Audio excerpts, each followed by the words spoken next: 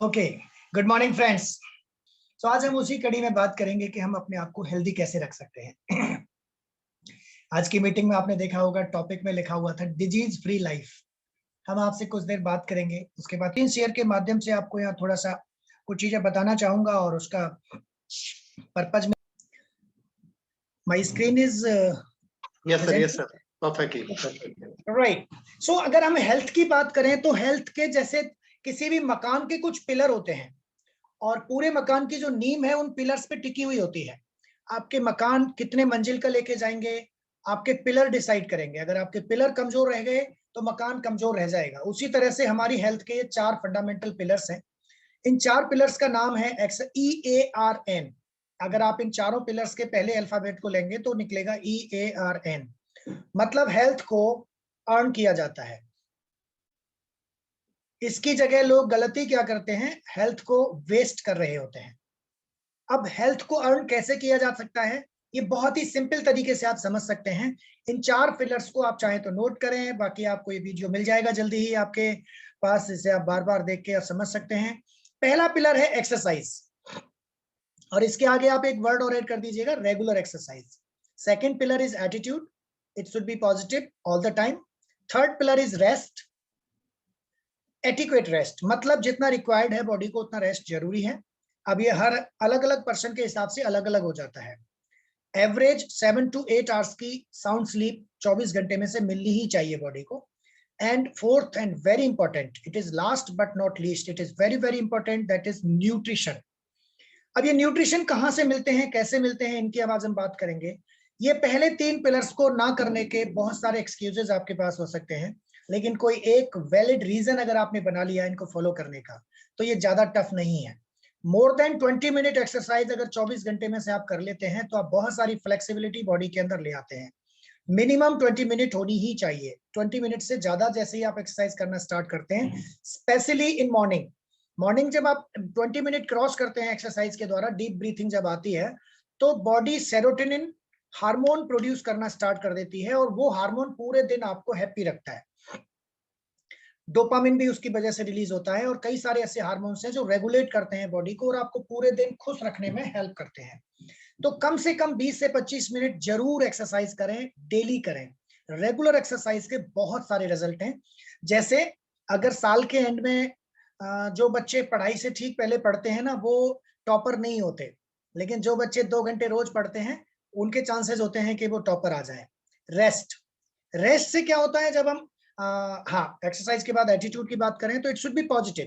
Positive का फायदा क्या होता है, वैसे तो नुकसान भी कोई नहीं है पॉजिटिव रहने का, लेकिन जिन वजह से या जिन वजहों से हम स्ट्रेस्ड होते हैं, जिन कारणों से हम परेशान होते हैं, जिन कारणों से हम स्ट्रेस्ड और टेंशन में आ जाते हैं, आप जरा बारीकी से देखिएगा, क्या स्ट्रेस में आने से वो कारण रिलीज हो जाते हैं? जो होना था वो हो चुका, व्हाट नेक्स्ट पे फोकस करिए। एक छोटा सा फंडामेंटल अगर हम दिमाग में रख लेते हैं तो हम अपने आप को पॉजिटिव भी रख सकते हैं। Third and very very important, that is rest. जब आप काम करने के बाद सोते हैं तो आपके ब्रेन को रिजुविनेट होने का मौका मिलता है एंड आपकी होल बॉडी सेल्स को भी रिजुविनेट होने का मौका मिलता है। तो वो रिजुविनेट करने के लिए रेस्ट बहुत बहुत जरूरी है। अच्छा, ये एक दूसरे से लिंक्ड अप भी है। अगर आप एक्सरसाइज करेंगे तो हैप्पी रहेंगे तो एटीट्यूड पॉजिटिव रहेगा, एटीट्यूड पॉजिटिव रहेगा और एक्सरसाइज करेंगे और प्रॉपर मेहनत करेंगे तो नींद भी बहुत अच्छी आएगी, और नींद अच्छी आएगी तो तीनों फंडामेंटल्स, तीनों पिलर्स पूरे हो जाते हैं। Now very important point and pillar is nutrition. अब ये न्यूट्रिशन मिलता कहां से है साहब? न्यूट्रिशन मिलता है हमें खाने से। बेसिकली हमारी जो बॉडी चलती है वो खाने से चलती है, सबको पता है। एक बच्चा जब 3 किलो का पैदा होता है और वो 70-80 किलो का काहे से बनता है? खाने से ही तो बना है वो बच्चा। तो जब 3 किलो का एक पर्सन, एक बच्चा 70 किलो का एक यंग बन जाता है कुछ खाने से, तो वो खाना इंपॉर्टेंट है। वो खाना डिसाइड करता है कि हमारी हेल्थ कैसी रहेगी, हमारी बॉडी कैसी रहेगी, हमारी फिटनेस कैसी रहेगी। खाने को हमने 2 भागों में बांटा है। खाने से हमें न्यूट्रिशन मिलता है और न्यूट्रिशन 2 तरह का होता है। एक ऐसे न्यूट्रिशन जो ज्यादा मात्रा में खाए जाते हैं और ऐसे न्यूट्रिशन जो कम मात्रा में खाए जाते हैं। बेसिकली ये 5 होते हैं और ये फूड चार्ट आप सबने 5वीं 6वीं की विज्ञान में पढ़ा होगा। मैक्रो में 3 चीजें होती हैं, protein, fat and carbs. Micro में 2 चीज होती हैं, विटामिन एंड मिनरल्स। ये 5 चीजें जब बॉडी में पहुंचती हैं तो एक प्रोसीजर होता है मेटाबॉलिज्म। इसे आप लेमैन की लैंग्वेज में समझ सकते हैं। जो खाना डाइजेस्ट हो रहा है, खाने से एनर्जी निकल रही है, इसमें अलग अलग प्रोसीजर्स होते हैं। Specially fat and carbs glucose में कन्वर्ट हो जाते हैं, ग्लूकोज फिर बर्न होता है, ग्लूकोज के बर्न होने से एनर्जी प्रोड्यूस होती है, एनर्जी सेल के अंदर चली जाती है, सेल एनर्जाइज्ड हो जाती है, माइटोकॉन्ड्रिया में जाके सेव हो जाती है। उस एनर्जी, उस खाने को ग्लूकोज में कन्वर्ट कराने में और उसको एनर्जी निकालने में और सेल तक लेके जाने में बहुत सारे विटामिन एंड मिनरल्स का रोल होता है। अब इन सब का अपना अपना काम होता है, डिटेल में आज हम नहीं जाएंगे, बस इतना समझ लीजिए कि खाना एनर्जी में कन्वर्ट होता है मेटाबॉलिज्म प्रोसेस के दौरान। बेसिकली वो ग्लूकोज बनता है, ग्लूकोज बर्न होता है, ग्लूकोज के बर्न होने से एनर्जी प्रोड्यूस होती है, एनर्जी सेल में चली जाती है और हम एनर्जाइज्ड हो जाते हैं। एंड एक सेल एक टाइम के बाद डेड हो जाती है, उसकी जगह न्यू सेल बनती है, और न्यू सेल बनाने में भी उस ग्लूकोज का, प्रोटीन का, कार्ब्स का, सबका रोल होता है, विटामिन मिनरल सबका रोल होता है। उसमें सबसे ज्यादा रोल प्रोटीन का होता है, क्योंकि सेल का जो बिल्डिंग ब्लॉक्स है, सेल का जो मेम्ब्रेन है, वो प्रोटीन से ही बनता है। अब प्रोटीन बेसिकली एमिनो एसिड से मिलता है। टोटल खाने में 22 एमिनो एसिड्स लिए जाते हैं, जिनमें से 9 एसेंशियल होते हैं, 13 नॉन एसेंशियल होते हैं। जब ये 9 और 13 टोटल मिल जाते हैं तो मिलियंस ऑफ टाइप के 100% डाइजेस्टिव प्रोटीन्स बनते हैं। हर ऑर्गन की अलग प्रोटीन रिक्वायरमेंट होती है और करोड़ों टाइप के प्रोटीन्स बनते हैं, और वो बनते तभी हैं जब 9 एसेंशियल एमिनो एसिड हमें मिल जाते हैं। हालांकि अनफॉर्चुनेटली किसी भी एक खाने से हमें वो 9 के 9 एसेंशियल एमिनो एसिड मिलते नहीं हैं, जिसकी वजह से जो खाना हम खा रहे हैं वो on an average 36% he digest होता है, जिसकी वजह से एट द एज ऑफ 40 और आफ्टर 40 डॉक्टर रिकमेंड करते हैं कि ज्यादा प्रोटीन मत लो, क्योंकि अगर आप ज्यादा प्रोटीन लोगे तो जो अनडाइजेस्टिव प्रोटीन्स हैं वो एक्सेस लिवर पे प्रेशर डालेंगे और किडनीज पे प्रेशर डालेंगे, तो किडनीज को बाहर फेंकने पड़ेंगे। ड्यू टू ऑल दैट आपको नुकसान होगा। तो डायबिटिक पेशेंट को, ओबेस पर्सन को और इन सबको वो डाइट में से कट डाउन कर दी जाती हैं, क्योंकि वो फुल डाइजेस्ट नहीं हो रहा है। यहाँ पर ध्यान देने वाली बात यह है कि अगर आप प्रोटीन के 9 एसेंशियल एमिनो एसिड को प्रॉपर मैनेज कर देते हैं तो 100% डाइजेस्टिव प्रोटीन्स भी बन जाएंगे। वो कैसे करेंगे उसकी भी हम बात करेंगे। अनफॉर्चुनेटली प्रोटीन हम कम खा रहे हैं और खराब खा रहे हैं, जिसमें 9 एसेंशियल एमिनो एसिड नहीं है और रिक्वायरमेंट के हिसाब से नहीं है, क्योंकि एक पर्सन की एक दिन की प्रोटीन रिक्वायरमेंट है 1 ग्राम पर केजी बॉडी वेट। अगर आप में 70 किलो वजन है तो आपको 70 ग्राम प्रोटीन खाना होगा। वेजिटेरियंस जो लोग हैं जो एवरेज 40 to 45 ग्राम प्रोटीन खाते हैं, जो लोग 3 से 4 चपाती सुबह, 3 से 4 चपाती शाम को, सुबह शाम दोनों टाइम दाल, सुबह शाम दोनों टाइम दूध, और पूरी डाइट जो ले रहे हैं वो लगभग 40 से 45 ग्राम प्रोटीन लेते हैं। नॉन वेजिटेरियन लोग जो डेली नॉन वेज लेते हैं वो करीब 50 से 55-60 ग्राम तक प्रोटीन ले लेते हैं। डेफिशिएंसी दोनों को हो रही है प्रोटीन की। एंड डाइजेस्टिबिलिटी के केस में बात करूं तो जितना खा रहे हैं वो भी लगभग 40% डाइजेस्ट हो रहा है, एक्सेस 60% बॉडी से बाहर जा रहा है। अगर किसी तरह से हम जितना खा रहे हैं उतना भी डाइजेस्ट कर लें तो वो मोर देन सफिशिएंट है। फैट हम ज्यादा खाते हैं और खराब खाते हैं, कार्ब्स हम बहुत ज्यादा खाते हैं और खराब खाते हैं, विटामिन्स मिनरल्स हम बहुत कम खाते हैं, और क्वालिटी का तो कुछ कह नहीं सकते, उसके साथ सिंथेटिक चीजें हैं। इसकी वजह से हमारा मेटाबॉलिज्म प्रॉपर नहीं वर्क करता। एक्चुअली क्वेश्चन यहाँ पे ये आता है, आप ध्यान से सुनिएगा इस क्वेश्चन को, कि अगर बॉडी की जो फाइनल पार्टिकल है सेल, वो सेल एक टाइम के बाद मर जाती है और उसकी जगह नई सेल बन जाती है। जब सेल नई बन गई तो फिर वो ऑर्गन नया बन गया, क्योंकि सेल से टिश्यूज बनते हैं, टिश्यूज से ऑर्गन्स बनते हैं, ऑर्गन से सिस्टम बनते हैं, सिस्टम से बॉडी बनती है। तो फिर बॉडी को पूरा का पूरा नया बन जाना चाहिए। अपने आप से सवाल कीजिएगा, मान लीजिए किसी की किडनी में प्रॉब्लम है। अब किडनी का जो फाइनल पार्टिकल है क्या है? किडनी बनी है टिश्यूज से, टिश्यूज बने हैं सेल से। अब सेल एक टाइम के बाद मर जाती है, उसकी जगह नई सेल बन जाती है। अब सवाल ये आता है कि जब सेल नई बन गई तो किडनी नई बन जानी चाहिए, किडनी नई क्यों नहीं बनी? That is the question. Kidney को नया बन जाना चाहिए लेकिन किडनी नई नहीं बनी, क्योंकि उस किडनी को अफेक्टेड करने के लिए जो रीजन चाहिए था वो बॉडी में अभी भी मौजूद है। नई सेल जैसे ही बनती जा रही हैं वो अफेक्टेड होती जा रही हैं उस रीजन की वजह से। सेकंड, उस सेल को हेल्दी सेल बनाने के लिए जो 5 एलिमेंट्स की रिक्वायरमेंट है, protein, fat, carbs, vitamins, minerals, जिस क्वांटिटी और जिस क्वालिटी में इनकी रिक्वायरमेंट है उस सेल को हेल्दी सेल बनाने के लिए, ना तो वो क्वालिटी हम दे पा रहे हैं बॉडी को, ना ही वो क्वांटिटी हम दे पा रहे हैं। अगर किसी तरीके से protein, fat, carbs, vitamins, minerals की क्वांटिटी एंड क्वालिटी को जैसी चाहिए वैसी कर दिया जाए तो कोई भी बीमारी बॉडी में होगी ही नहीं। तो जो सेल डेड हो गई है उसकी जगह जब नई सेल बनेगी तो वो हेल्दी सेल बनेगी, और अगर हेल्दी सेल हमने बना दी तो हेल्दी टिश्यूज, हेल्दी ऑर्गन बन जाएगा, और अगर एक बार हेल्दी ऑर्गन बन गया तो वो बीमारी हमेशा हमेशा के लिए खत्म हो जाएगी। भगवान ने इस बॉडी को बीमारी से बेकार होने के लिए बनाया ही नहीं है। हर बीमारी से लड़ने की ताकत इसके अंदर दी है, हर बीमारी से लड़ने की ताकत। लेकिन मजबूरी यह है कि हम इस बॉडी के साथ खिलवाड़ कर चुके हैं, हम इसे खत्म कर चुके हैं। आज की हमारी मीटिंग का ऑब्जेक्टिव क्या है? Disease free life. दुनिया में खूब डिजीज आ रही हो लेकिन आपके घर में डिजीज ना आए, हेल्दी बॉडी रहे आपकी। कैसे रह सकती है वो हेल्दी बॉडी? क्या रीजन है हेल्दी बॉडी नहीं रह पाती है और किस तरह रहेगी? इसमें हम दो बातें करेंगे। Role of medicine to cure any disease. किसी भी बीमारी को ठीक करने का जो मेडिसिन का रोल होता है, सॉरी टू से, लेकिन मजबूरी है, हमें वो डॉक्टर्स के पास जाना ही पड़ता है। लेकिन उस पद्धति का जो तरीका है वो है किलिंग, वो मारना जानती है। एंटीबायोटिक का जो काम है वो मारना जानते हैं, कोई भी दवाई है वो मारना जानती है। लेकिन जो इंटेलिजेंस स्मार्ट केयर क्या होता है? भगवान ने बॉडी को कैसे बनाया है? भगवान ने बॉडी को बनाया है केयर करके। भगवान ने बॉडी को बनाया है, भगवान बॉडी का एक तरीका है काम करने का। आपको बड़ा मजा आएगा अगर आप थोड़ा भी समझेंगे उसको। तो आपको पता है जब कोई बैक्टीरिया बॉडी के अंदर एंट्री करता है या जब कोई वायरस बॉडी के अंदर एंट्री करता है तो बॉडी कैसे ट्रीट करती है उसको? उस वायरस को रिकॉग्नाइज करती है, और एक नाम आपने सुना होगा, एंटीबॉडी। एंटीबॉडी का मतलब क्या है? एंटीबॉडी का मतलब है बॉडी के अंदर एक ऐसी सेना जो अभी तक नहीं थी, जो बॉडी में नहीं होती है, लेकिन उस पर्टिकुलर वायरस से रिलेटेड एक सेना जो उसकी दोस्त सेना होती है वो खड़ी कर देती है बॉडी। और जितनी जल्दी बॉडी वो सेना खड़ी कर देगी वो वायरस उतनी ही जल्दी निष्क्रिय हो जाएगा बॉडी के अंदर। इसे इम्यूनाइजेशन कहते हैं। जैसे कोई वैक्सीन लगाई जाती है, उस वैक्सीन में उसी पर्टिकुलर बीमारी का जो वायरस है, जो डेड वायरस है, वो बॉडी के अंदर डाला जाता है। उसे बॉडी रिकॉग्नाइज करती है और उसके रिलेटेड एक सेना बना देती है, उसे एंटीबॉडीज कहा जाता है। और अगर बॉडी में एंटीबॉडीज बन गई तो वायरस अब निष्क्रिय हो जाएगा, वो बॉडी में नुकसान नहीं करेगा।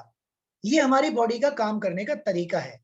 आज से करीब 20-25 साल पहले नॉर्मल लोगों के अंदर क्या होता था? कोई वायरस एंट्री करता था, 3 दिन के अंदर अंदर बॉडी एंटीबॉडीज बना लेती थी। 3 दिन का टाइम होता था एवरेज। उसके बाद ये टाइम बढ़ के 7 दिन हो गया, उसके बाद 14 दिन हो गया। अभी जब आप कोविड से हम लोग निकले हैं तो कोविड में जो कोरोना वायरस का जो एंटीबॉडीज बनने का जो टाइम था वो अप्रोक्स 14 डेज था। अब बहुत सारे लोगों को कोरोना वायरस हुआ, उनकी बॉडी ने एंटीबॉडीज बना दी, उन्हें पता भी नहीं चला, हल्का सा फीवर आया, कुछ हुआ और वो ठीक हो गए।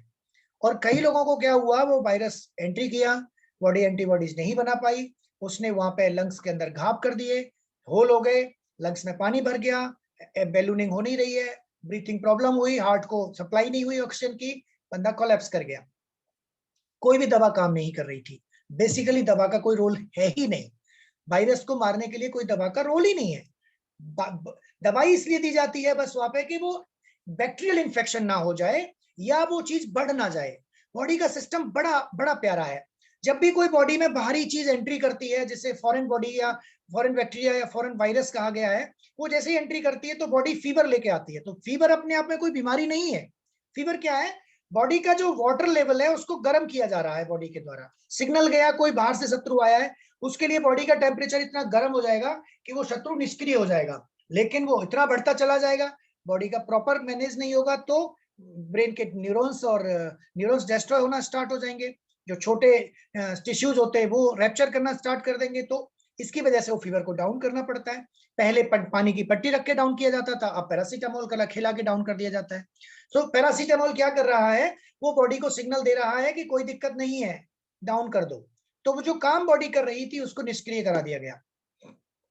आज हम बात करेंगे कि अगर आपने थोड़ा भी इंटेलिजेंटली मैनेज किया और स्मार्ट केयर किया तो क्या होगा?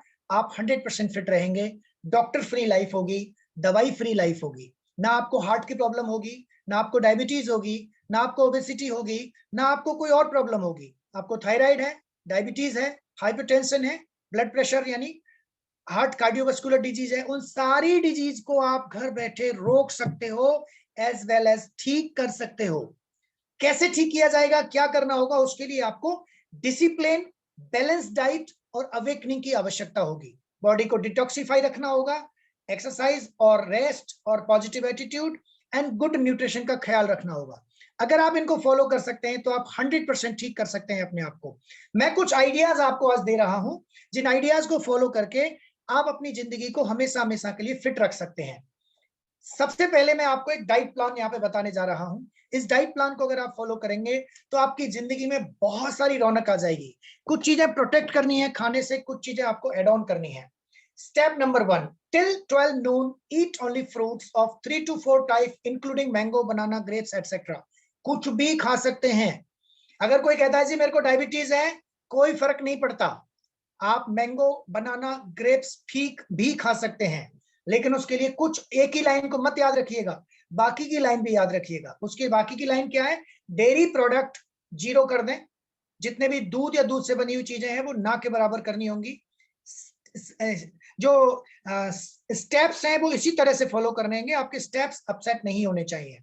जैसे पहला स्टेप, जगने के बाद 12 बजे तक आप केवल फ्रूट्स खाएंगे। कितने फ्रूट्स खाएंगे, minimum amount your body weight in KG into 10 बराबर ग्राम्स, मतलब आप में 70 किलो वजन है, इंटू 10 मतलब 700 ग्राम आप फ्रूट्स खा सकते हैं।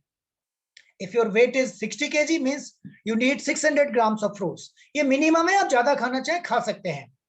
Step number 1। स्टेप नंबर 2 क्या कहता है, आप जब भी खाना खाएं, लंच करने बैठे तो 2 प्लेट लें, प्लेट 1 और प्लेट 2, और प्लेट 1 प्लेट 2 को 1 को पहले फिनिश करेंगे, 2 को बाद में फिनिश करेंगे। प्लेट 1 में आपको सैलेड लेना है। कितना सैलेड लेना है, लगभग आपके बॉडी वेट का 0.5%, मतलब जितना आपने फ्रूट्स लिया था उसका जस्ट आधा कर दीजिए। आपने 700 ग्राम फ्रूट लिया था तो लगभग 350 ग्राम फ्रूट्स आप जरूर लें। और फ्रूट्स आप मल्टीपल फ्रूट्स में, सैलेड में मल्टीपल सैलेड्स ले सकते हैं। एंड आप उसमें खूब सारा सैलेड लें, अच्छे से वॉश करें, क्योंकि रॉ फ्रूट खा रहे हैं आप, इसमें बैक्टीरिया हो सकता है, तो इसको अच्छे से वॉश करें। एलओसी जो वेजी वॉश है वो भी इस्तेमाल कर सकते हैं, बाकी आप जैसे चाहे इस्तेमाल कर, साफ करें, लेकिन साफ करें अच्छे से। पहले प्लेट 1 को आप फिनिश करेंगे, देन प्लेट 2 को फिनिश करेंगे। तो ये सीक्वेंस बनाए। प्लेट 2 में आप क्या लेंगे, कुछ भी ले सकते हैं, आपको हमने यहाँ पे बताया हुआ है।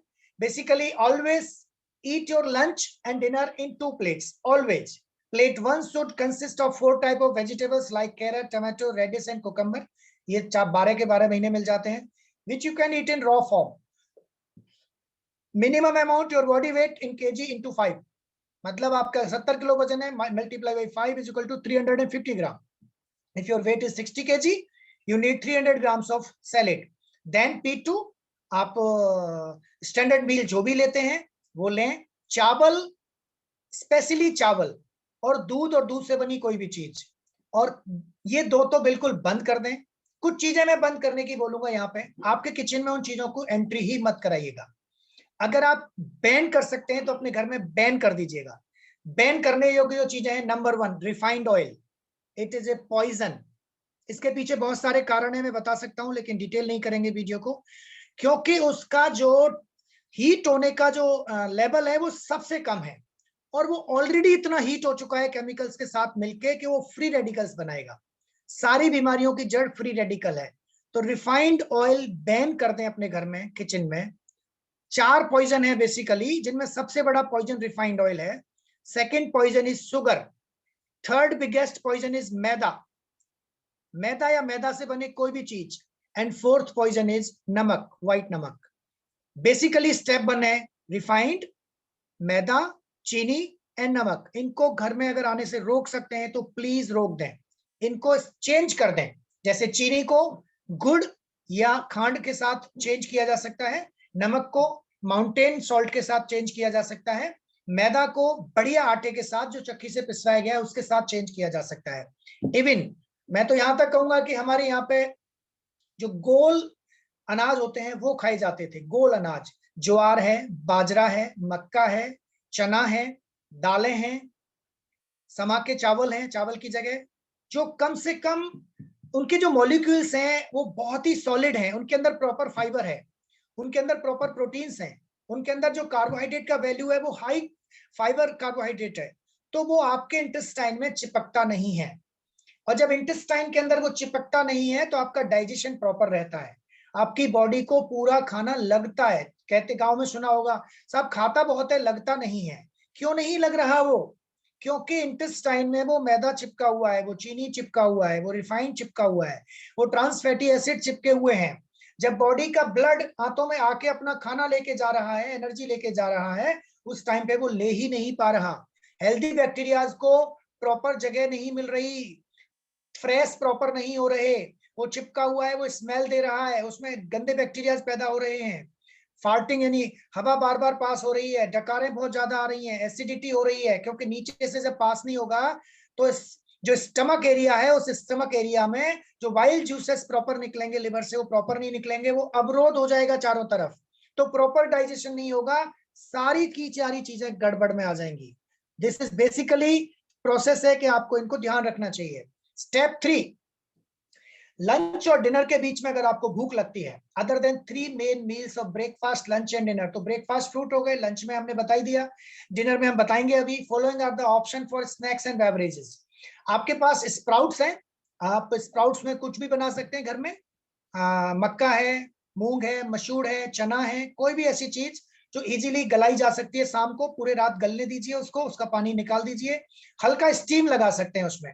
कई लोगों की बॉडी की तासीर थोड़ी सी कोल्ड वाली होती है, तो वो कच्चे नहीं खाएं, कच्चे से उनको कई बार गले में प्रॉब्लम हो जाती है, तो उसका बेस्ट तरीका है हल्का स्टीम लगा लीजिए, ज्यादा बॉयल मत कीजिए, और उनको फ्राई तो कभी मत कीजिए, जीरो ऑयल कुकिंग कीजिए। ऑयल को अगर बंद कर देंगे तो आप अपने हार्ट को, अपने घर में किसी को भी हार्ट अटैक आने से, अल्जाइमर होने से, पार्किंसंस होने से, पैरालिसिस होने से 100% ठीक कर दोगे, रोक दोगे, होगा ही नहीं अगर आप घर में ऑयल बंद कर दोगे।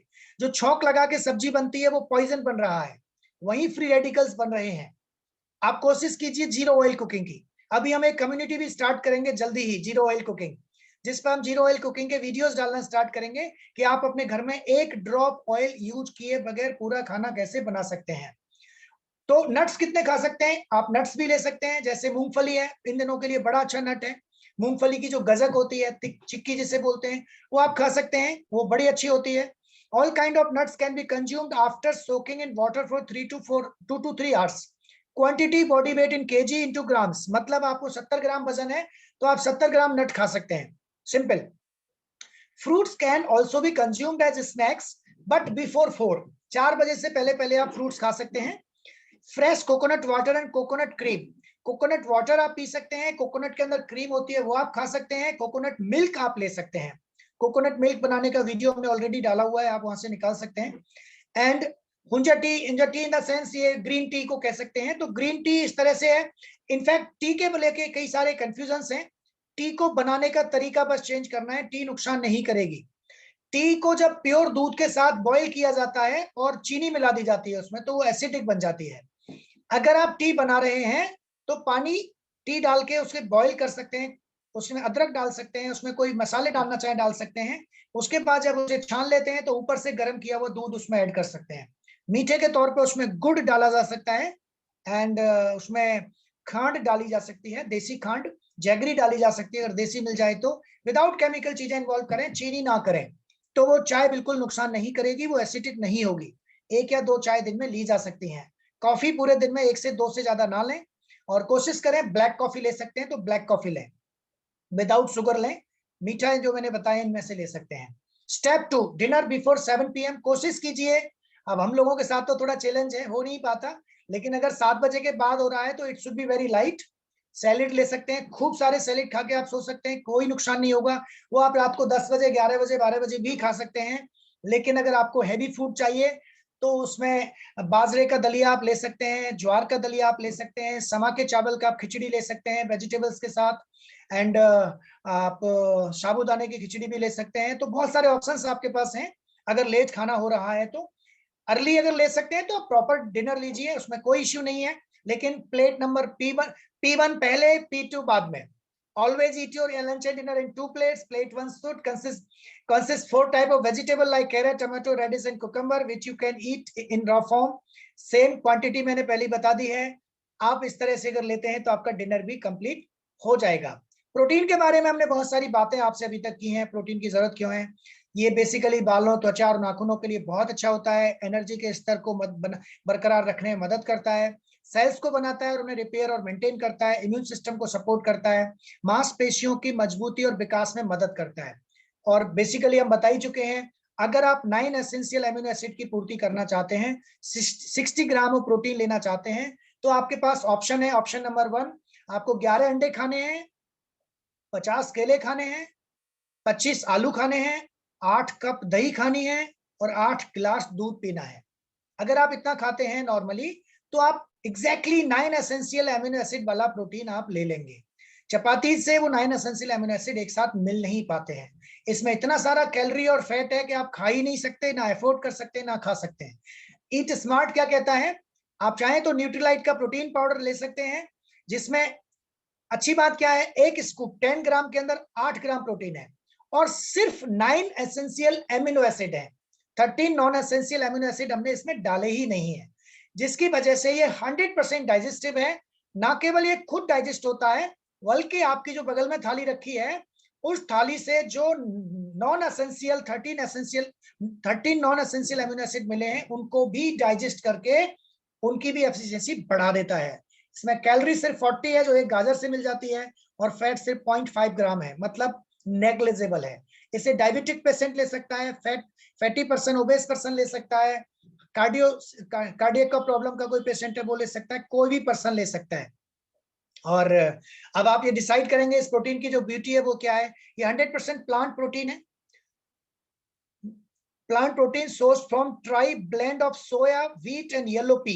इन 3 चीजों को ट्राई ब्लेंड है बेसिकली, एंड आइसोलेटेड किया गया है इन तीनों चीजों को, उसे तैयार किया गया है। Supplies 9 essential amino acid which cannot be produced in the body and must be obtained from outside. High protein content मैंने बता दिया पहले, 8 ग्राम ऑफ प्रोटीन पर 10 ग्राम सर्विंग, नो एडेड शुगर, इसके अंदर कोई शुगर नहीं है।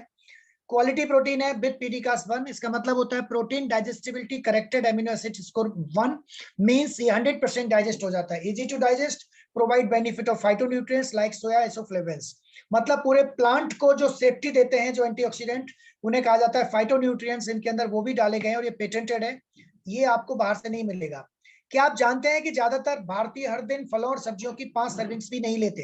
ये आप खुद के साथ भी हो रहा होगा कि एक बार हम लोग 5 सर्विंग्स फल और सब्जियों का नहीं ले पाते। अगर नहीं ले पाते हैं तो हमें क्या जरूरत होती है, हमें बेसिकली विटामिन मिनरल्स की रिक्वायरमेंट, 13 विटामिन और 11 मिनरल्स की जरूरत होती है, और उसके लिए हमें विटामिन मिनरल्स की जरूरत होती है। बेसिकली अगर हम बात करें तो इनसे नर्वस सिस्टम और मेंटल परफॉर्मेंस को सपोर्ट मिलता है, हड्डियां स्वस्थ रहती हैं, और इनकी अगर हम पूर्ति करना चाहें, ईट हार्ड, तो ईट हार्ड क्या कहता है, क्या क्या हमें खाना पड़ेगा अगर 13 विटामिन और 11 मिनरल्स की पूर्ति हमें करनी है। तो इतनी सारी चीजें खानी पड़ेंगी जितनी ना तो हम खा सकते हैं, ना ही हम अफोर्ड कर सकते हैं। एंड हियर वी गो, आप अगर स्क्रीन पर देखेंगे तो आपको पता लगेगा कितनी सारी चीजें हमें खानी पड़ती हैं, जो प्रैक्टिकली पॉसिबल ही नहीं है। अगर हम बाहर से लेना चाहें तो वो मिलेंगी नहीं। अब ये सारी चीज हमें खानी पड़ेंगी, तो इनका आप वीडियो बाद में देख लेंगे, स्क्रीनशॉट लेंगे तो आपको समझ आ जाएगा। और अगर इसको आप एक टैबलेट फॉर्म में लेना चाहें तो ये विटामिन न्यूट्रीलाइट का विटामिन डेली है। एक टैबलेट, एक डेली के अंदर 13 विटामिन और 11 मिनरल्स हैं। ये डिफरेंट 5 अलग अलग उनसे बनाया गया है, और ये बेसिकली मैंने कुछ बातें की जिनकी मदद से आप अपनी चीजें जान सकते हैं। अब आज हमने कुछ बात की थी कि अगर हमें कोई थायराइड है, माइग्रेन है, या कार्डियोवास्कुलर डिजीज है, या कोई भी ऐसी डिजीज है जिसको हम क्योर करना चाहते हैं या बिल्कुल ठीक रखना चाहते हैं, तो हमें उसके लिए क्या करना होगा, क्या ध्यान रखना होगा। जैसे मैं कुछ आइडियाज आपको दे देता हूं यहाँ पे। जैसे थायराइड है, थायराइड के केस में आपको दवाई लेने की आवश्यकता नहीं है। आप उस पर बहुत सारी बातें कर सकते हैं। कई लोग कहेंगे साहब क्या बात कर रहे हो, हार्मोन तो लेना ही पड़ेगा, वो कम हो गया है तो। एक्चुअली उसका सिस्टम थायराइड पे डिटेल वीडियो कभी बनाएंगे, कैसे TSH बढ़ जाता है, T3 T4 का सीक्रेशन जब कम हो जाता है बॉडी में तो कैसे वो काम करता है, दवाइयां कैसे काम करती हैं। दवाइयां सिर्फ खिला दी जाती हैं और आपकी बॉडी ने जो काम करना होता है उसको टेक ओवर कर लेती है। टेक ओवर करने की वजह से क्या होता है, बॉडी और शिथिल हो जाती है और बॉडी और जल्दी खराब हो जाती है।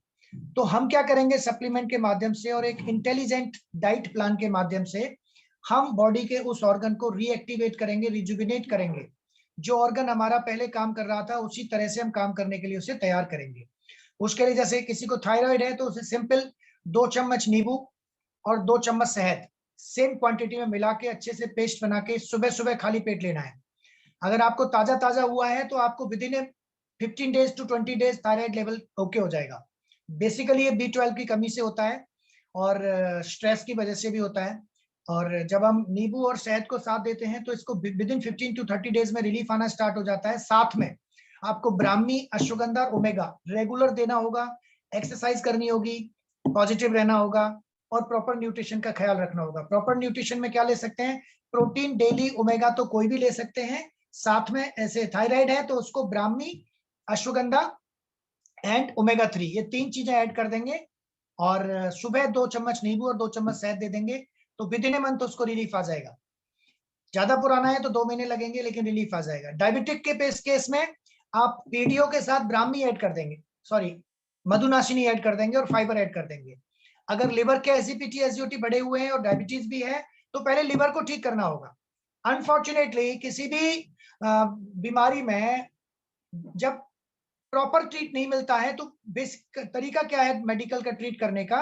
मान लीजिए किसी को, अभी बताता हूं मैं दोबारा, मान लीजिए किसी को हार्ट प्रॉब्लम है तो हार्ट से रिलेटेड ब्लड को ट्रीट किया जाएगा, कोलेस्ट्रॉल को ट्रीट किया जाएगा, लेकिन लिवर को ट्रीट नहीं किया जाएगा, स्टमक को ट्रीट नहीं किया जाएगा, इंटेस्टाइन को ट्रीट नहीं किया जाएगा इन मेडिसिन। लेकिन जो आयुर्वेद कहता है, जो प्रॉपर जो एक फिनोमेना है हेल्दी रहने का, वो क्या कहता है कि अगर आपका लिवर, आपका स्टमक, आपका इंटेस्टाइन ठीक है तो एक्सेस कोलेस्ट्रॉल बनेगा ही नहीं, एक्सेस ग्लूकोज बनेगा ही नहीं। तो काय को हार्ट को प्रॉब्लम होगी, काय को आपके ब्लड में ग्लूकोज एक्स्ट्रा जाएगा ही नहीं, तो ना तो बॉडी को एक्स्ट्रा ग्लूकोज बर्न करना पड़ेगा, ना एक्स्ट्रा ग्लूकोज ब्लड में जाएगा, ना ब्लड गाढ़ा होगा, ना डायबिटीज होगी। तो प्रॉपर प्रोसीजर क्या है? लिवर, स्टमक एंड इंटेस्टाइन, इन 3 को ट्रीट करिए साथ साथ। तो मैं सबसे पहले पीजीओ के साथ साथ एबीएच जरूर देना चाहता हूं सबको, एबीएच जरूर लें, अपनी डाइट में ऐड कर दें। ये तीनों को ठीक करेगा, लिवर को भी ठीक करेगा, इंटेस्टाइन को भी एंड स्टमक को भी, एज वेल एज हर बीमारी के हिसाब से आप चीजें ऐड कर सकते हैं। प्रोटीन डेली, ओमेगा, तीनों तो किसी भी चीज में दिए जा सकते हैं, साथ में जो एज ए मेडिसिन काम करेंगे। प्रोटीन डेली, ओमेगा बॉडी की सेल को नया बना के बॉडी को फिट करेंगे। मिल्क थिसिल लिवर के एंजाइम्स को बैलेंस करेगा, लिवर के जो एसजीपीटी, एसजीओटी हैं उनको बैलेंस करेगा। एबीएच इंटेस्टाइन, स्टमक और लिवर को बैलेंस करेगा। तो लिवर भी बैलेंस हो रहा है, प्रोटीन डेली ओमेगा से हमारी सेल और टिश्यूज और ऑर्गन बैलेंस हो रहे हैं, तो हम बिल्कुल फिट होते जा रहे हैं। तो हमने जैसे बात की थायराइड के केस में, क्वेश्चन आ रहा था दोबारा बताइए। थायराइड के केस में आप सुबह की शुरुआत करिए 2 चम्मच नींबू का जूस 2 चम्मच शहद के साथ, उसके आधा घंटे तक कुछ मत दीजिए, उसके बाद फल खिलाइए। चाय भी देनी है तो उसके आधा घंटे बाद ही दीजिए या लीजिए, और चाय लेनी है तो बनाने का तरीका बदल दीजिए, जो मैंने अभी बताया था वो तरीका अपनाइए। उसके बाद 12 बजे तक केवल रॉ फ्रूट्स खाइए, और रॉ फ्रूट्स खाने के बाद 12 बजे बाद जब खाना खाइए तो P1 P2 के हिसाब से फॉलो करिए। दिन में ध्यान रखिए, फास्ट फूड, मैदा, रिफाइंड, नमकीन, बिस्किट, दूध या दूध से बनी चीज बैन कर दीजिए, घर में बिल्कुल मत लाइए। स्नैक्स में मैंने बता ही दिया है, डिनर मैंने आपको बता दिया है। एंड थायराइड के केस में ब्राह्मी, अश्वगंधा एंड ओमेगा 3 तीन चीज मैंडेटरी है, प्रोटीन और डेली आप दे ही रहे हैं। आप देखेंगे 2 महीने में मैजिक हो जाएगा। अगर कोई ओबेसिटी है, सेम डाइट प्लान फॉलो कीजिए। सुबह मॉर्निंग में फ्रूट के साथ बटर मिल्क दे सकते हैं, छाछ में प्रोटीन दे सकते हैं अगर ओबेसिटी है तो, या टोन्ड मिल्क के साथ भी प्रोटीन ऐड किया जा सकता है अगर डायबिटीज नहीं है तो। ओबेसिटी है तो छाछ के साथ दे सकते हैं, टोन्ड मिल्क के साथ दे सकते हैं, या कोकोनट मिल्क के साथ दीजिए। हो सके तो दूध बिल्कुल हटा दीजिए, कोकोनट मिल्क लीजिए, उसमें प्रोटीन ऐड कर दीजिए। कोकोनट मिल्क बनाने का तरीका हम आपको ऑलरेडी बता चुके हैं। आटे में, सब्जी में, दाल में, किसी भी चीज में ले सकते हैं। लेकिन अगर वजन कम करना है तो प्रोटीन जरूर जरूर देना होगा, क्योंकि प्रोटीन के मॉलिक्यूल्स डिस्टर्ब होने की वजह से ही वेट में अपसेट हुआ है। कैलोरी बहुत ज्यादा जा रही है।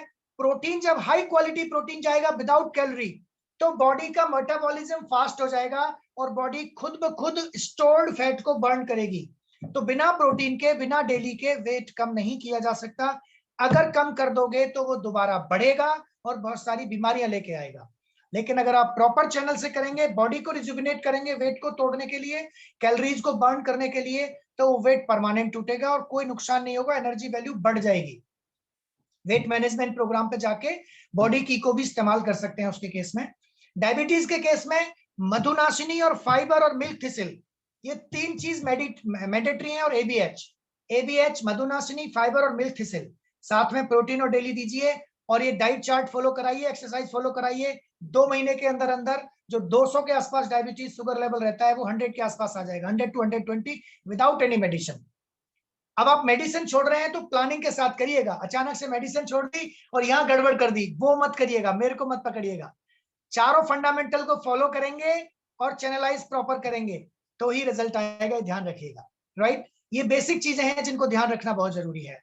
एंड स्ट्रेस, माइग्रेन और स्ट्रेस में आप घी में बनी हुई सब्जी मत खाइए, लेकिन घी में तल के मत खाइए। सब्जी बनाने के बाद उसमें आप घी ऐड कर सकते हैं, रोटी पे आप घी लगा सकते हैं, कोई प्रॉब्लम नहीं है। एंड आप टॉक्सिसिटी को दूर करिए। माइग्रेन के केस में एबीएच, ब्राह्मी, ओमेगा और प्रोटीन डेली, इनका बहुत अच्छा रोल है, बहुत जल्दी ठीक होता है लगातार अगर आप लेते हैं तो। साइनस है तो साइनस के केस में सारा डाइट शेड्यूल फॉलो कीजिए।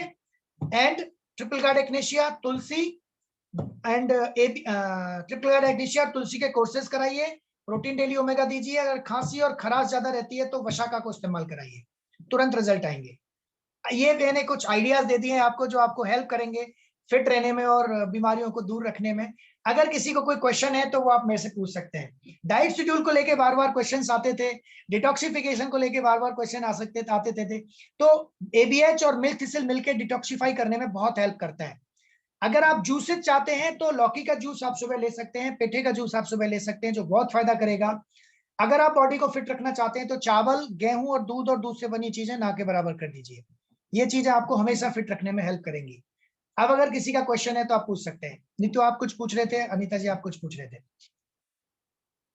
एक मिनट म्यूट ऑल कर रहा हूँ सर, मैं सबको म्यूट ऑल करता हूँ, एक मिनट।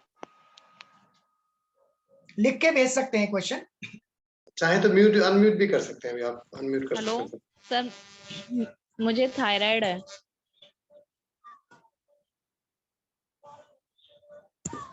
हेलो सर, आपकी वॉइस नहीं आ रही है। थायराइड का मैंने बता दिया है, बाकी आप इस वीडियो को दोबारा सुन लीजिएगा, आपको आंसर मिल जाएगा। नहीं सर, मुझे ना मतलब मोटे होने वाला है, बट मैं मोटी नहीं होती हूँ। आपका TSH बढ़ा हुआ है लेकिन आप मोटे नहीं होते। मोटा होना चाहते हो क्या? हाँ। मोटा होना चाहते हो? हाँ। अच्छा, तो फिर आप क्या करिए, प्रोटीन डेली ओमेगा लीजिए। एंड आप थायराइड की वजह से नहीं मोटे होंगे, आपका थायराइड कम हो जाएगा और आप मोटे हो जाएंगे। उसमें protein daily omega, ashwagandha, Brahmi लीजिए और एक्सरसाइज कीजिए और खुश रहना शुरू कर दीजिए, हो जाएंगे। थकान बहुत रहती है, हाथ पैरों में बहुत दर्द रहता है। प्रोटीन डेली ओमेगा लीजिए, 15 दिन के अंदर रिजल्ट आ जाएगा। टैबलेट भी लेनी है फिर जो मॉर्निंग में लेते हैं? नहीं, वो अभी कुछ दिन के लिए लीजिएगा, डोज कम करते जाइएगा। Okay. Any more question? Sir मेरे को कुछ पूछना था। हाँ बोलिए। ये कह रही थी सर कि मैं माइग्रेन के लिए ब्राह्मी, ओमेगा, प्रोटीन और जितने भी सप्लीमेंट है मोस्टली ले रही हूँ, लेकिन इसके बावजूद मेरे बैक में जो नेक में दर्द बहुत ज्यादा रहता है। यहाँ तक कि मैं पिलो भी यूज नहीं करती हूँ, जो सर्वाइकल का मैंने पिलो मंगा रखा है, फिर भी मुझे आराम नहीं है सर। और मेरा रेगुलर होता क्या क्या ले रहे हैं आप? है और लगभग 5-5 दिन तक चलता है। क्या क्या ले रहे हैं आप और क्या प्रॉब्लम रहती है 5-5 दिन? सर माइग्रेन मेरे शुरू हो जाता है और स्पेशली माथे में नहीं होता है सर, पीछे गर्दन में होता है। ऐसा लगता है किसी नस वगैरह में है जो बहुत। कोई बात नहीं, आपको स्पॉन्डिलाइटिस और सर्वाइकल की कुछ एक्सरसाइज बता देंगे, उससे ठीक हो जाएगा। सुबह सुबह आप कम से कम 12 बजे तक कोई पका हुआ भोजन मत करिए। आप तेल में बना हुआ खाना मत खाइए, छौंक मत लगाइए। हो सके तो सुबह के टाइम पे लौकी का या पेठे का जूस लीजिए, उसके बाद फ्रूट्स लीजिए। ये डाइट शेड्यूल पूरा फॉलो कीजिए। ओमेगा और ब्राह्मी सुबह शाम दोनों टाइम लीजिए, लगातार लीजिए। और खाना खाते टाइम पे सब्जी में थोड़ा घी डाल के लीजिए। सब्जी को छुकी हुई मत खाइए, लेकिन ऊपर से घी डाल सकते हैं। आप लगातार 120 दिन ये कोर्स कीजिए, 100% ठीक हो जाएगा।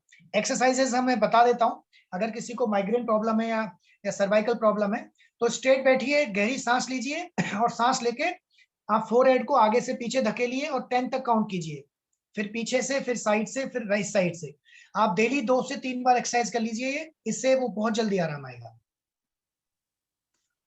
और कोई क्वेश्चन है किनिका? Sir, good evening. Good evening ma'am. This is Nisha, sir. I have one query. या प्लीज बोलिए। आप कह रहे हैं for healthy lifestyle we have to use milk product and avoid milk. But everyone suggests milk is healthy and we have to take milk every day. 1 glass of milk we should include in our diet for taking healthy life. Correct. Actually इसके पीछे reason ये है कि हमारे देश का जो tradition रहा है वो केवल मिल्क पर बेस्ड रहा है, और हमारे यहाँ जितने भी पहलवान होते थे या जो लोग होते थे वो मिल्क पर ही बेस्ड होते थे।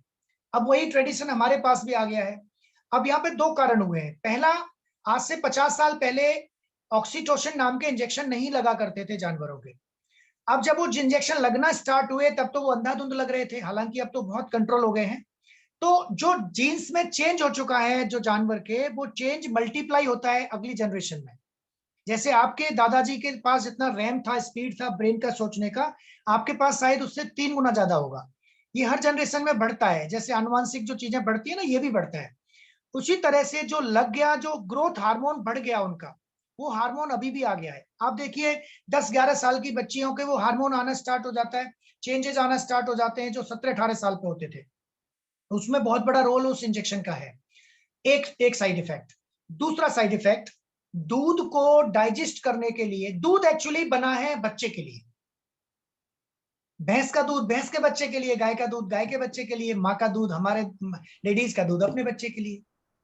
अब वो तो हम ले नहीं रहे, लेकिन हम भैंस का दूध अगर हम ले रहे हैं तो होगा क्या कि वो एक तो ग्रोथ हार्मोन आ गया, दूसरा उसे डाइजेस्ट करने के लिए मेहनत चाहिए बहुत ज्यादा, वो मेहनत हम नहीं करते हैं। तो बच्चों को तो एक बार को दूध चल भी जाएगा, लेकिन वो ग्रोथ हार्मोन तो आएगा।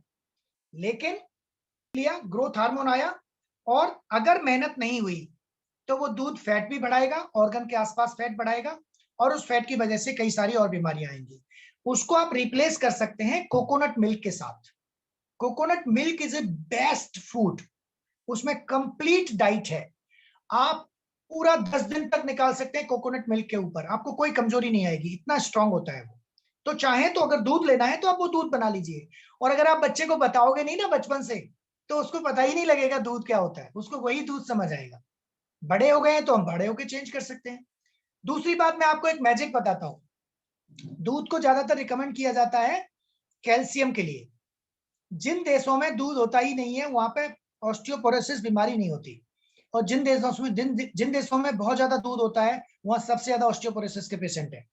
जैसे जापान में दूध नहीं होता तो वहां ये बीमारी नहीं है, और नीदरलैंड, वहां सबसे ज्यादा दूध होता है, वहां सबसे ज्यादा ऑस्टियोपोरोसिस है।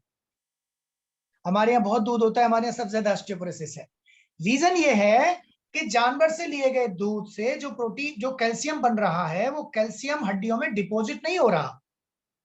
तो आप कितना कैल्शियम खा रहे हैं वो इंपॉर्टेंट नहीं है, इंपॉर्टेंट है आप कितना कैल्शियम हड्डियों में रोक के रख पा रहे हैं।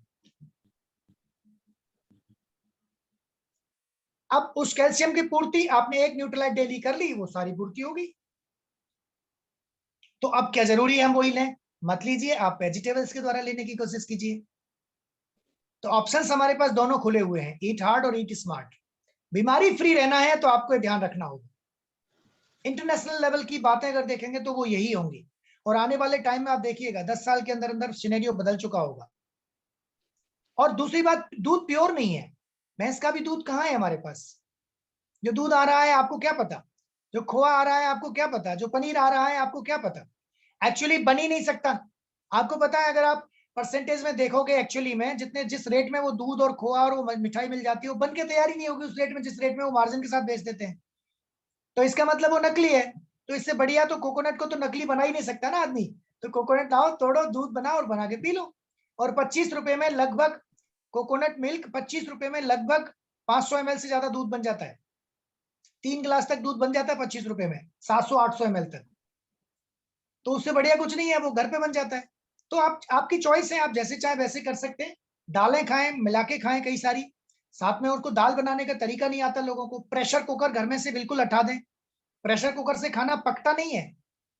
बस्ट होता है, उसके मॉलिक्यूल्स टूट जाते हैं। प्रेशर कुकर हटा दें, एल्युमिनियम हटा दें, एंड जो मीडियम है तेल, लोग कहते हैं साहब तेल के बगैर टेस्ट कैसे आएगा? अच्छा, तेल में टेस्ट होता है क्या? जरा पी के दिखाओ। तेल में कोई टेस्ट नहीं होता, टेस्ट मसालों में होता है। तो जरूरत ही नहीं है, ऑयल डालने की जरूरत नहीं है, घी डालने, रिफाइंड तो बिल्कुल ना डालें। मजबूरी है, आपका हाथ नहीं चलता तो सरसों का तेल ब्रशिंग कर सकते हैं बस, लेकिन एल्युमिनियम के बर्तन में ना करें, टेफ्लॉन कोटिंग के बर्तन में ना करें, प्रेशर कुकर में ना बनाए खाना, स्टेनलेस स्टील, मिट्टी या लोहे के बर्तन में खाना बनाएं। हमारे पास तो एमवे क्वीन आता है, उससे बढ़िया कोई बर्तन ही नहीं है। जीरो ऑयल कुकिंग में आप आराम से खाना बना सकते हैं, विदाउट घी हलवा बना सकते हैं आप। कभी कभार खा सकते हैं चीजें, ऐसा नहीं है कि बिल्कुल ही छोड़ दें, कभी कभार टेस्ट के लिए, शादी के लिए, पार्टी के लिए खा लें, लेकिन जैसे ध्यान रखें, इंटेलिजेंस बोला मैंने, स्मार्ट केयर बोला मैंने। आपको शाम को शादी में जाना है, आपको शाम को शादी में पार्टी में जाना है, तो क्या करें? सारे दिन खीरा खाएं, ककड़ी खाएं, गाजर खाएं, मूली खाएं, शाम को पार्टी कर लें, अगले दिन फिर पूरे दिन, दूसरे दिन खीरा, ककड़ी, मूली, गाजर खाएं, तो आपका वो कोई नुकसान नहीं करेगा। वो जब तक बॉडी से बाहर ना निकल जाए वो टॉक्सिसिटी, तब तक दोबारा खाना ना डाले बॉडी को। जब तक प्यास ना लगे तब तक पानी ना पिए। लोग सुबह सुबह एक जग पानी पी रहे हैं, वो पानी के प्रेशर से फ्रेशर हो रहे हैं, वो एक्चुअल बॉडी फ्रेश नहीं करा रही। वो ध्यान रखें, टाइमिंग का भी ध्यान रखें, टाइम पे जगना, टाइम पे सोना, एक्सरसाइज, पॉजिटिव एटीट्यूड, इन सब चीजों को ध्यान रखेंगे, बीमारी आएगी नहीं घर में, झांकेगी नहीं घर में बीमारी, और बीमारी हो गई है तो उसे ठीक कर सकते हैं। Okay, any more question?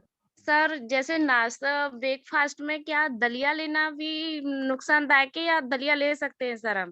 दलिया ले सकते हैं, हो सके तो 12 बजे तक केवल फ्रूट्स लें। अगर आपको दलिया लेना है, फ्रूट्स नहीं ले पा रहे हैं, तो फर्मेंटेड दलिया लें। फर्मेंटेड दलिया बहुत सिंपल तरीका है, मैं आपको बता देता हूं। बाजरा या ज्वार या कोई भी मिलेट, रागी, 3 ऐसी चीजें हैं जो इजीली अवेलेबल है और बहुत सस्ती हैं। बाजरा, ज्वार और रागी। एक दिन का नाश्ता 5 रुपए में बन जाता है, बाजरे से 5 रुपए में, ज्वार से 8 रुपए में, रागी से 10 रुपए में, पूरा नाश्ता। सबसे सस्ती चीजें हैं ये। क्या करें? एक आदमी के लिए 1 कप बाजरा, मैं एग्जांपल ले रहा हूं, 1 कप बाजरा सुबह गला दें 4 कप पानी के अंदर, उसे सारे दिन गलने दें, शाम को उसका पानी निकाल के फेंक दें, बचे हुए को हल्का सा कूट लें, कूटना चाहें तो, नहीं कूटना चाहें ना कूटें, और शाम को उसे 4 कप पानी मिला के मिट्टी के बर्तन में या स्टील के बर्तन में पकने के लिए रख दें, स्लो गैस करके। उसे करीब 20 मिनट तक पकने दें, 20 मिनट में उसका पानी जल जाएगा। उसी टाइम पर उसमें हल्का गुड़ डाल सकते हैं या वेजिटेबल्स ऐड कर सकते हैं उसके अंदर, और उसे बनने के बाद बिना बर्तन से ढके, कपड़े से ढक के रख दें, कपड़े से उसका मुंह बांधे और रात को रख दें। उसे सारी रात रखा रहने दें, वो फर्मेंटेड हो जाएगा। कई लोग कहेंगे जी बासी भोजन नहीं करना चाहिए, वो बासी भोजन नहीं है, वो फर्मेंटेड हो रहा है, वो आपके इंटेस्टाइन को क्लीन करने के लिए लैक्टिक बेसिलस बना रहा है। सर्दियों में खुले में रख दें और गर्मियों में फ्रिज में ना रखें, लेकिन हवा में रखें कहीं पे, वो खराब नहीं होगा। सुबह उसको आप खा सकते हैं, जगने के बाद आप, अगर फ्रेश होने के बाद आप कोई जूस लेते हैं लौकी का या पेठे का तो वो ले लें। उसके आधे घंटे बाद आप वो दलिया एज ए फूड ले सकते हैं। 6 घंटे तक आपको भूख नहीं लगने देगा, कंप्लीट एनर्जी देगा वो 1 कटोरी दलिया। उसका कॉस्ट 4 रुपए आता है बस, 100 ग्राम भी नहीं खा सकता आप एक आदमी, तो 40 रुपए का भी आया, वो 25 रुपए का आता है वैसे तो, 40 रुपए का भी आया तो 4 रुपए का दलिया पूरा भोजन हो गया एक बार का। इसी तरह से ज्वार का, एक दिन बाजरा, एक दिन ज्वार, एक दिन रागी, एक दिन समा, ऐसे करके ब्रेकफास्ट ले सकते हैं आप। एक दिन फ्रूट्स ले लिए सारे दिन, तो आप ऐसे चेंज करेंगे तो टेस्ट भी अच्छा बना रहेगा। गुड़ डाल देंगे तो उसमें वेजिटेबल्स डालने की जरूरत नहीं है, एंड अगर आप वेजिटेबल्स डाल देंगे तो कोई गुड़ डालने की जरूरत नहीं है। दूध के साथ ना खाएं उसे, नहीं तो फिर गड़बड़ हो जाएगी। बोलिए ललिता जी।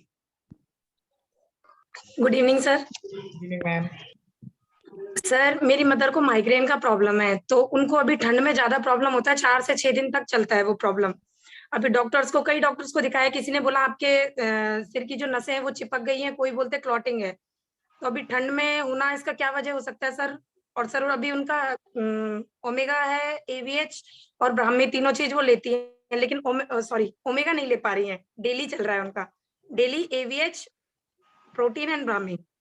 देखिए सर्दी में मौसम चेंज होता है तो बॉडी अपने आप को रेजिस्टेंस करती है वेदर के हिसाब से, तो उस केस में थोड़ा बढ़ जाता है। तो इस टाइम पर तुलसी दे दीजिए उनको, तुलसी बहुत आराम करेगी। और अगर ओमेगा ले सके तो ओमेगा जरूर दीजिए।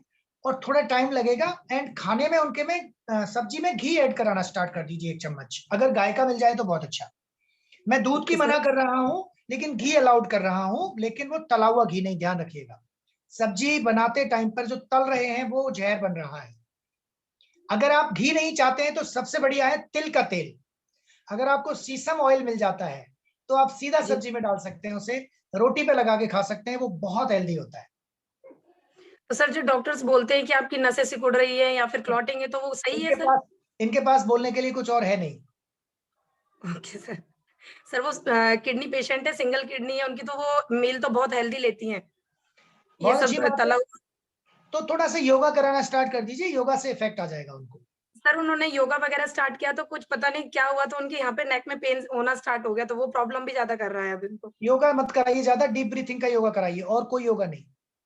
ओके सर, प्राणायाम, थैंक योगा नहीं। योगा गलत ओके वर्ड इस्तेमाल कर रहा हूं मैं, प्राणायाम कराइए उन्हें।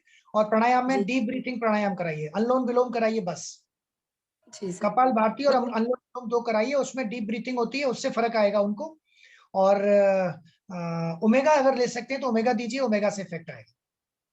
सर उनका फैट भी काफी बढ़ रहा है इस वजह से, तो अभी डॉक्टर ने बोला बीपी वगैरह की प्रॉब्लम नहीं होनी चाहिए आपको, या फैट नहीं बढ़ना चाहिए, तो सर उसके लिए फिर क्या करना चाहिए? तो प्रोटीन देना स्टार्ट कीजिए सुबह, बटर मिल्क में छाछ के साथ प्रोटीन दीजिए, गर्म पानी में प्रोटीन दीजिए। 1 गिलास सर पानी वो उसमें नहीं लेती हैं? ले थोड़ा कभी-कभी स्किप हो जाता है, रेगुलरली नहीं ले पा रही हैं।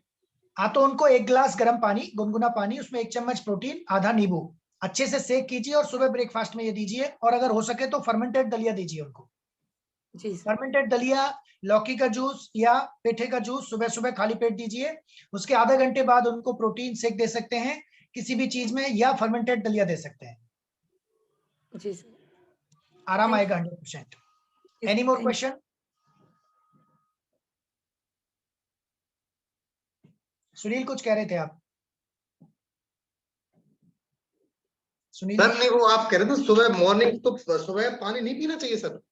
नहीं, अगर प्यास नहीं लगी है तो बिल्कुल नहीं पीना चाहिए। सुबह सुबह प्यास का लगता है, पर लोग ज्यादातर हमने ये सुना है कि सुबह सुबह गुनगुना पानी जरूर पीना चाहिए, मुंह बासे मुंह। तो गलत करते हैं। जी गलत करते हैं सर।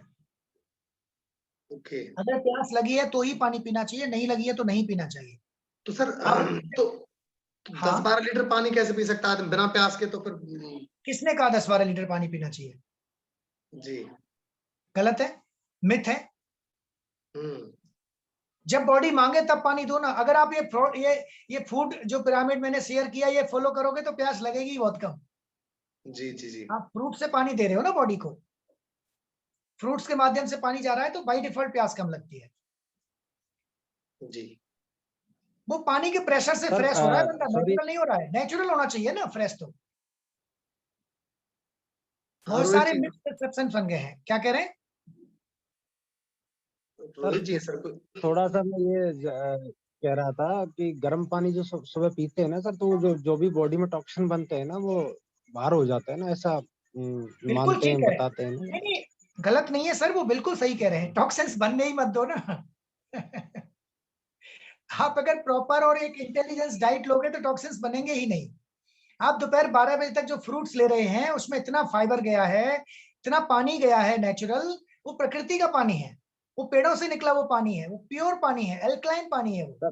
सर, वो ठीक है सर, लेकिन वो जो फ्रूट आ रहे हैं वो हमें तो नहीं पता ना कहाँ से आ रहे हैं, क्या That क्या is उसमें okay. मेडिसिन उन्होंने यूज किए हैं, होते हैं। जल्दी उत्पादन करने के लिए उन्होंने क्या चीज यूज हाँ की है उनमें, बिल्कुल, तो उसमें तो हो बिल्कुल ठीक सकते कह हैं रहे ना हैं, टॉक्सिन। बिल्कुल ठीक कह रहे हैं, लेकिन उतने टॉक्सिन्स फिर भी नहीं होते फ्रूट्स में जितने टॉक्सिन्स हमारे फास्ट फूड में होते हैं, जितने टॉक्सिन्स हमारे मैदा में होते हैं, जितने टॉक्सिन्स हमारे रिफाइंड में होते हैं। फ्रूट में उनकी तुलना में 10% भी नहीं होते।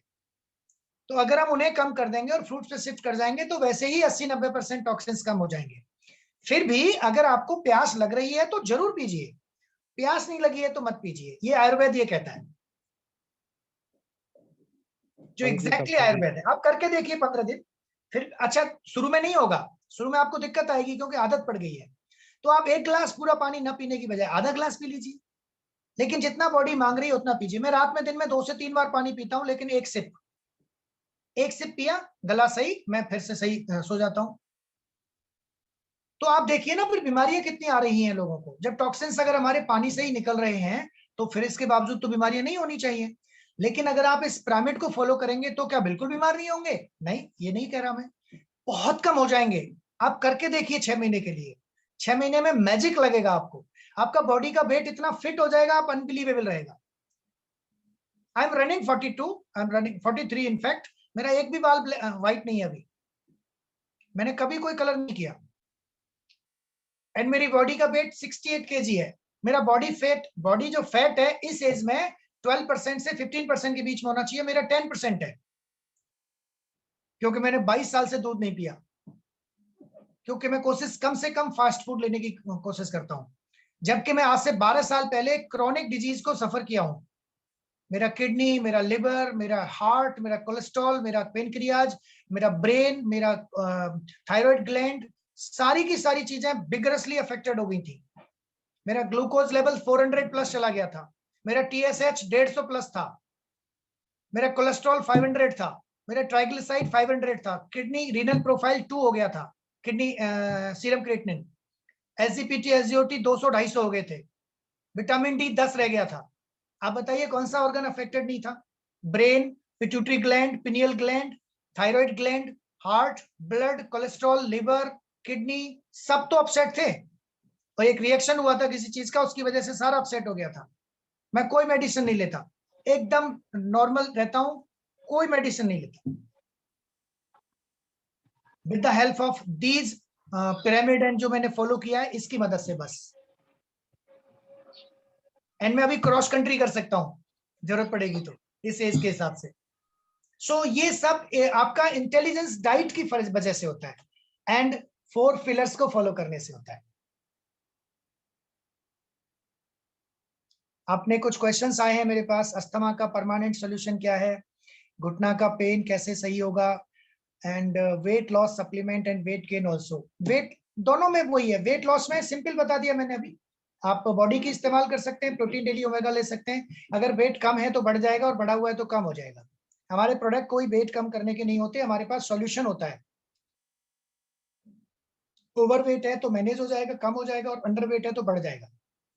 अस्थमा के लिए खुश रहना शुरू कीजिए, स्ट्रेस से होता है अस्थमा, खुश रहना शुरू कीजिए। एंड एज वेल एज आप एक्नेशिया का कोर्स कीजिए, वशा का रेगुलर रखिए, तुलसी लीजिए, एंड ये फूड पिरामिड फॉलो कीजिए।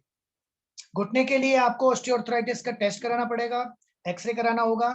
एक्सरे के बाद डिसाइड होगा कौन सी स्टेज है, ग्लूकोजामिन से वो ठीक होगी या नहीं होगी। तो glucosamine, omega 3 and calmag D and vitamin D, चारों चीजें मिला के देंगे तो ठीक होगा। अस्थमा में विटामिन डी जरूर लीजिएगा, विटामिन डी की वजह से बहुत कॉमन प्रॉब्लम नहीं है, ये कॉमन प्रॉब्लम्स हमने डिस्कस कर ली हैं। एंड जैसे कि